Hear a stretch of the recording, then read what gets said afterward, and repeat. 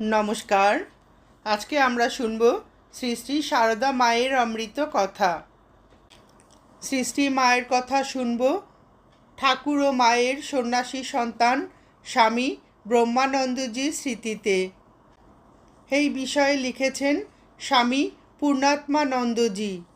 রামকৃষ্ণ সংঘে শ্রীরামকৃষ্ণদেব, শ্রী শ্রী মা এবং স্বামীজির পরেই যার স্থান, তিনি হলেন মহারাজ স্বামী ব্রহ্মানন্দ।